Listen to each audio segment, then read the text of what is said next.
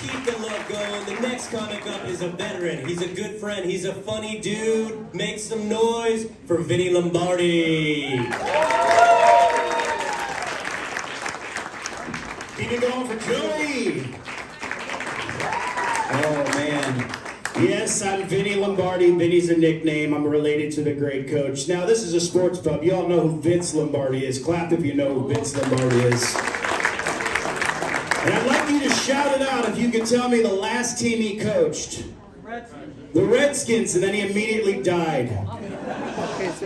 Which is what I hope to not do on this stage tonight. So, Joey mentioned I'm a veteran. I did 26 years in the United States Air Force active duty. I guess you guys are not also disappointed in my service, so that's cool.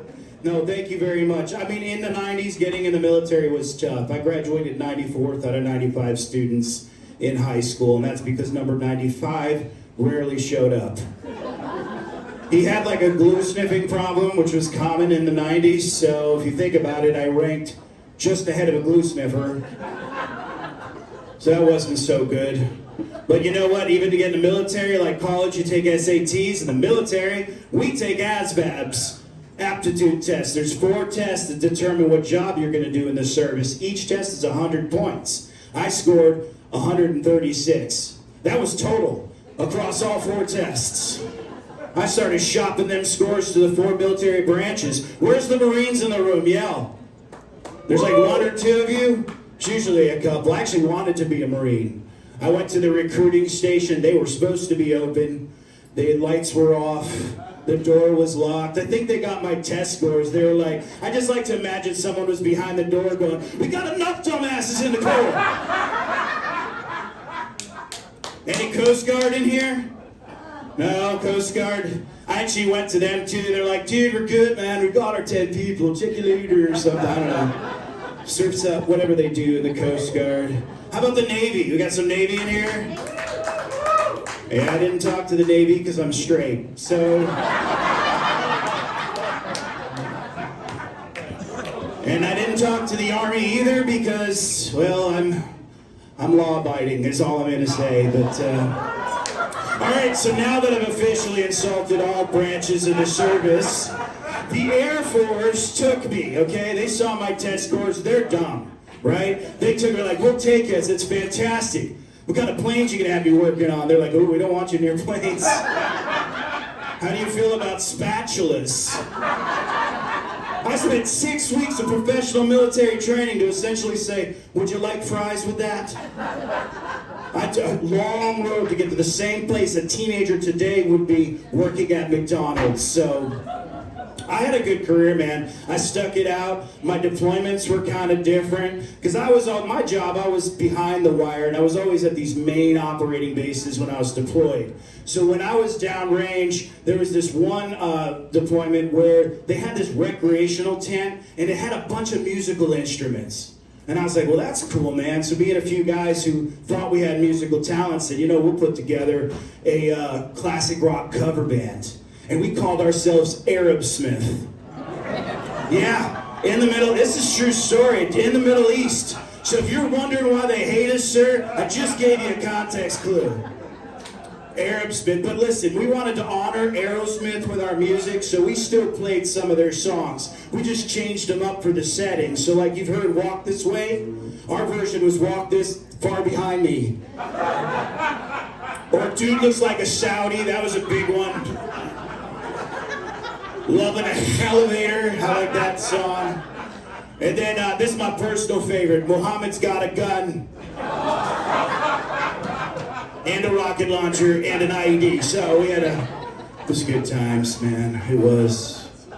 Listen, like when I got done, 2018, I retired. I moved to Washington, D.C., okay? And I started working. After about a year or so, I got into my current organization. So it got me to the job I'm in now. I work for the DEA, the Drug Enforcement Administration. Yep, usually quiet after I say that.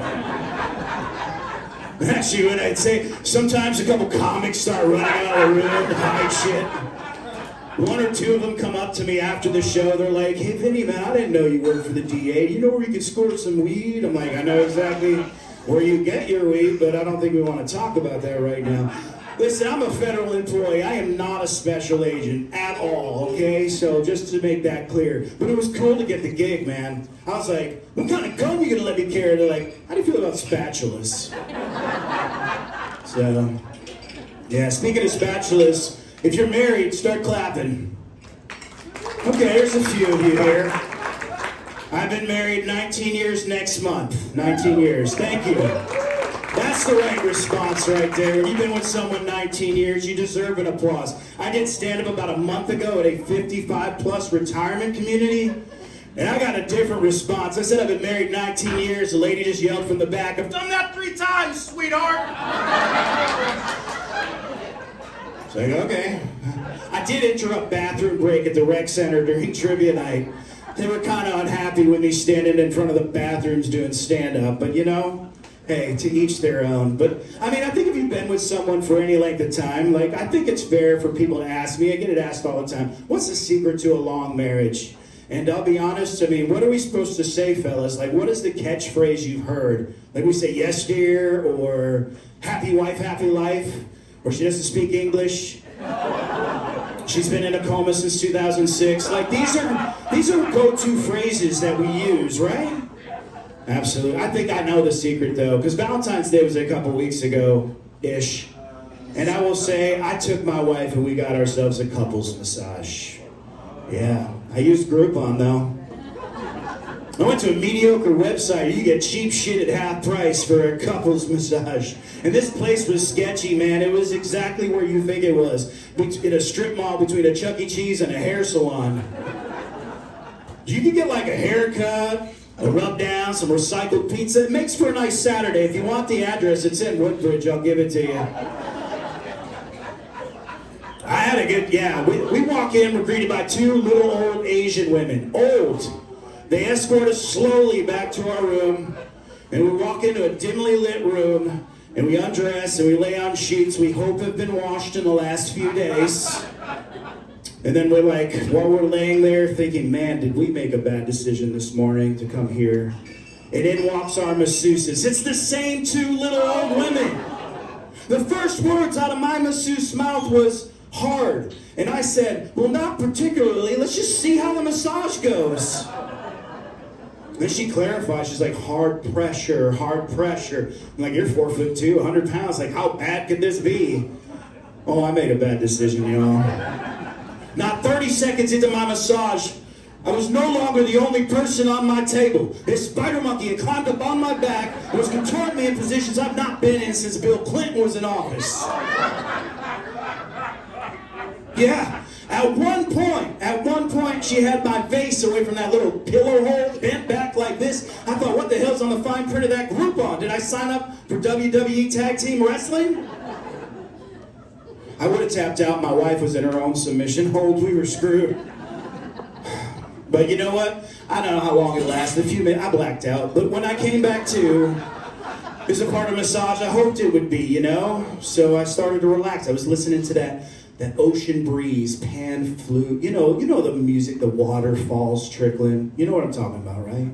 The guitars playing. I started getting into it. I was relaxing. I was really enjoying it. And then after about 10 minutes, you can save 15% or more by switching to Geico. Have you ever listened to someone's Pandora radio station they're too cheap to spring for the ad-free premium account? Every 10 minutes I'm hearing a Geico commercial. Now, my wife and I are Geico members now, but that's not the point. I tell you, man. And also, you know what? They gave us an upgrade for free. But I will tell you, they did that because they don't regularly do this thing at the massage parlor and get your mind out of the gutter. It was Hot Stones massage. They don't regularly do Hot Stones. And I have to be honest, I'm going to give you a PSA before I get off stage, okay? If you're ever given an opportunity to take something for free that they don't normally do, don't do it. Because I don't know what witch's cauldron crock pot of hell she got these rocks from, but when she came back in, juggling them like a hot potato, and then dropped them on my back, I shit you not, I thought I was being branded. I didn't even talk to my wife till we were done with in the truck, man. I didn't even say 2 words to her. We get in the truck, I look at her, and I say, well, it looks like we're coming back. And she said, well, she felt relieved. She's like, what, did you enjoy it? And I said, no, I think we belong to them now. All right, my name's Vinny Lombardi. You guys have been a fantastic audience. Thank you so much.